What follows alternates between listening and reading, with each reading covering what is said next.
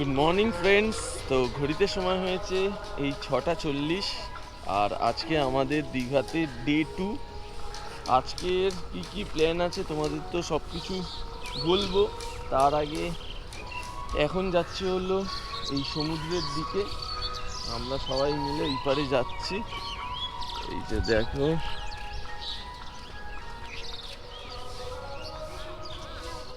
দীঘা পুরী যে কোনো সমুদ্রের জায়গায় সকালের ভিউটা কিন্তু সবচেয়ে সুন্দর।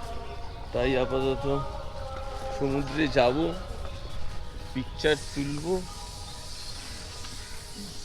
আজকে হাওয়াটা কম আছে মনে হচ্ছে, এখন হাওয়াটা একটু কম লাগছে। এই দেখো কারা যাচ্ছে। এই কোথায় যাচ্ছিস? সমুদ্র দেখতে? সমুদ্রে সুন্দর সানরাইজ হয়ে গেছে। কেউ নামেনি কারণ পুরোটাই এখন জোয়ার চলছে, তাই ওই সাইডে ভিড় বেশি, তাই এই সাইডে আমরা এলাম। কিন্তু বিচের মধ্যে কাউকেই নামতে দেয়নি, খুব বেশি হলে এই পাথরের মধ্যে যেতে দিয়েছে। আর ওই সাইডটা দেখো কতটা সুন্দর লাগছে, সানরাইজ হচ্ছে, দারুণ লাগছে দেখতে জায়গায়।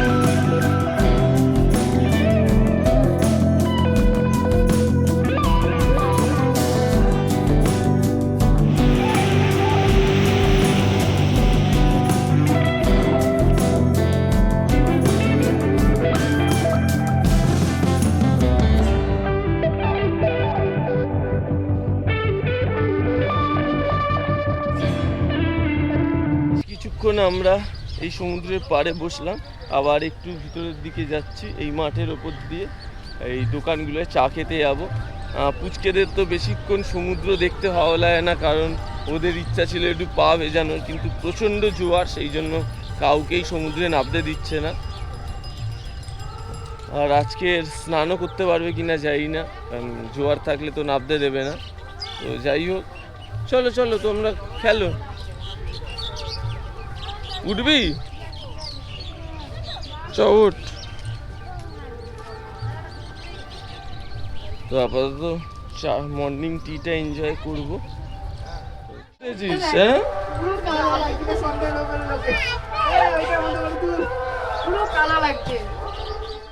আমরা এই চা খেতে চলে এসেছি।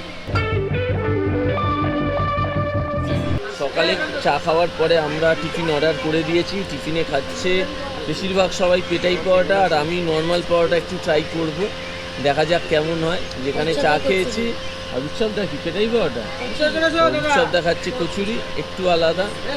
তো কাল থেকে আমরা সকালে টিফিন আর রাতের ডিনার তো আমরা এই হোটেলেই করছি। খাওয়া দাওয়ার কোয়ালিটি খুবই ভালো, তোমাদের চারিদিকটা খাওয়া দাওয়ার পরে দেখিয়ে দেবো। আর আমাদের পেটাই পাওয়াটাটা আসুক, সেটাও একবার দেখিয়ে দেবো। আর হোটেলের নাম সন্ধ্যা হোটেল অ্যান্ড রেস্টুরেন্ট। হ্যাঁ, যখন হোটেলে যাব তখন ভালোভাবে দেখিয়ে দেবো। আমি আজকে ট্রাই করেছি প্লেন পরোটা, আর পরোটার সাথে হলো এই ঘুগনি। একবার দেখো, দেখে তো দারুণ মনে হচ্ছে। এটা হলো উৎসবদের কচুরি, আর এটা হচ্ছে পেটাই পরোটা, একদম অয়েল ফ্রি। কিন্তু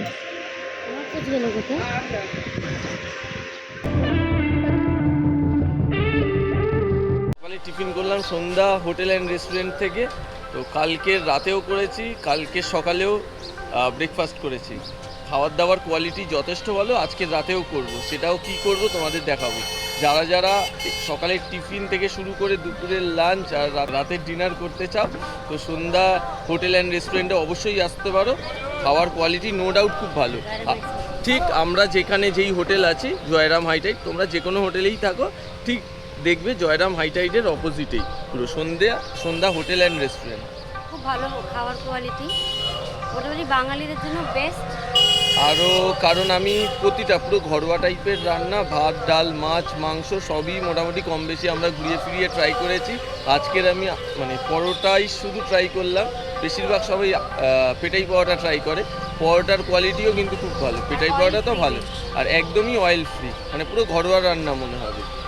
তো যারা দীঘায় তো আসতো সবাই দুবেলা একবেলা যখনই হোক এখানে এসে একবার ট্রাই করো, খাবার কোয়ালিটি নো ডাউট খুব ভালো, তোমাদের খারাপ লাগবে না। কারণ খাবার সমস্যা সব জায়গায় কম বেশি ঠিকই থাকে, বাট এখানকার এতদিন খেয়েছি তো এখানকার হচ্ছে মানে ওয়ান অফ দ্য বেস্ট। এর আগের বারেও আমরা যখন দীঘা ট্রিপ করেছিলাম ফ্যামিলির সাথে এখানে এসে খেয়ে গেছিলাম আর খাবার কোয়ালিটি তখনও ভালো ছিল, 1 বছর পরেও আমাদের ভালো লাগছে। তো যাই হোক তোমাদের তো দেখিয়ে দিলাম হোটেলটা, এইবারে আমরা একটু যাবো হলো রুমের দিকে, তারপরে কি করি তোমাদের জানাচ্ছি। আর আজকে স্নান করতে পারবো কিনা এখনও জানি না, কারণ যেহেতু জোয়ার আছে এখন কিন্তু নামতে দিচ্ছে না সমুদ্রে, ইভেন পা ভেজানোর মতনও নামতে দিচ্ছে না। আস্তে আস্তে জোয়ার চলে যাবে, দেখা যাক তারপর কি করা যায়। ঘড়িতে সময় হয়েছে এখন 1:30 আর আমরা এই রুম থেকে বেরোলাম দুপুরের লাঞ্চ করার জন্য। আর আজকে মানে এমনি তো বাইরে প্রচণ্ড রোদের তেজ আর এমনি বেরোয়নি, আর জোয়ার প্রচণ্ড যে দেরি পর্যন্ত ছিল, প্রায় 12:30 তখনও জোয়ার মারাত্মক, সমুদ্রে নামতে দিচ্ছিল না, সেই জন্য আর আমরা এই টাইমে যাইনি। কারণ ওই টাইমে যদি সমুদ্রে যাই তাহলে অনেকটাই দেরি হয়ে যাবে আমাদের খেতে যেতে, সেই জন্য যেমন কালকের হয়েছিল অনেকটা দেরি হয়ে গেছিলো। তো সেই জন্য ঠিক করলাম আগে লাঞ্চটা করে আসি, তারপর আমি আর উৎসবটা যাব সমুদ্রে স্নান করতে, আমাদের একটু ভিডিও দেখাবো। আর এইবারে দেখ ভালো লাগে এই হোটেল জয়রাম হাইটাইটের এই লিফটটা, দেখো লিফটটা কতটা সুন্দর, আর লিফট থেকে ভিউটাও কিন্তু খুব সুন্দর। একবার দেখো লিফট এই আমাদের এসে গেছে, লিফট থেকে একবার ভিউটা দেখো কতটা সুন্দর।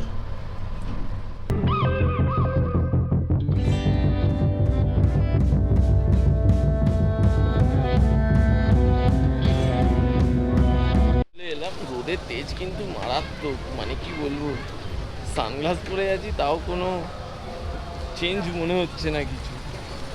যাই হোক খেতে যাব, তারপরে আবার সমুদ্রের দিকে যাব, তবে যতক্ষণ থাকা যায়, তারপরে আর তারা তেমন নেই।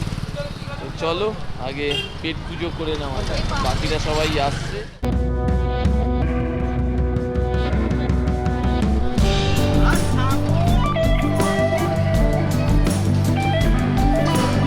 তো দুপুরের লাঞ্চের জন্য আমরা এসেছি হলো সোনার বাংলা রেস্টুরেন্টে। তো চলো আস্তে আস্তে ভিতরের দিকে যাওয়া যাক। আপাতত এই আমরা সবাই দাঁড়িয়ে আছে, কারণ ভিতরে পুরো ফুল হয়ে আছে, সেই জন্য আমরা আপাতত বাইরে ওয়েট করছি। দীঘা এসে ওয়েট এটা নতুন কিছু না, আগের বারেও তাই হয়েছিল। এখন দীঘাতে এলে বেশি ওয়েট করতে হয় নাকি আমাদের? হ্যাঁ, আগের বারেও এসে সেম রাতে ওয়েট করে খেতে হয়েছে, এইবারে যদিও হয়নি, কালকের আসলে লাঞ্চের টাইমে লাঞ্চ করিনি তো ওই জন্য আরও। তো যাই হোক চলো ভিতরে গিয়ে খাওয়া দাওয়া হবে, আর খাবার কোয়ালিটি কেমন সব কিছু তোমাদের জানাচ্ছে। কালকেরটা যেমন দারুণ ছিল, সবাইকে রেকমেন্ড করব কষে কষাতে খাওয়ার জন্য। চলো এবার আপাতত আজকে ভিতরে যাই, এই আর 5 মিনিটের মধ্যে হয়তো ভিতরে ফাঁকা হয়ে যাবে, আমরা ঢুকে যাবো। আমাদের এই চলে এসছে এখন এই ভেজ থালি, দেখো কি সুন্দরভাবে দিয়েছে। আমি অর্ডার করেছি হলো চিকেন থালি, সেই জন্য ভেজ থালিটা সবারই কমন। এবার যে ইলিশ থালি অর্ডার করেছে তার জন্য ইলিশ মাছ আসবে। সুন্দর লাঞ্চ করে সোনার বাংলাতে আপাতত হোটেলের দিকে যাচ্ছি, এখনো রোদের তেজ আছে, 2:45 বাজে, কিন্তু রোদের তেজ ভালোই আছে। কোথায় যাবি?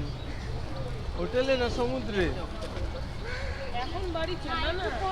তাহলে একটু পরে বেরোবো, এখন 2:45, এখনো মানে রোদের তেজ মারাত্মক আছে। তো আর একটু হেঁটে হেঁটে আপাতত হোটেলের দিকে যাচ্ছি। হোটেলে গিয়ে আমরা হয়তো একটু বেরোতে পারি, সমুদ্রের দিকে যাব, আর তারপরে আবার সবাই মিলে বিকেল ওই 4টে নাগাদ বেরোবো। 4টের সময় রোদের তেজটাও কমে যাবে আর তখন বিচটা ঘুরতেও ভালো লাগবে, সানসেটটা দেখা যাবে।